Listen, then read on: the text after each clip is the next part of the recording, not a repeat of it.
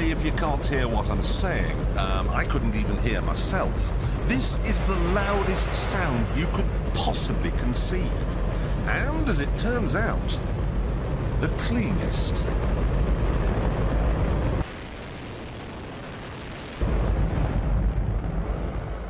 Now, the most amazing thing is that that cloud up there, which was generated by the engine, is just a mixture of hydrogen and oxygen. It's water vapour. And in about an hour's time, someone in Mississippi is going to get wet washing. It will actually rain. I told you! It's raining! That's unbelievable! Oh, NASA's playing God.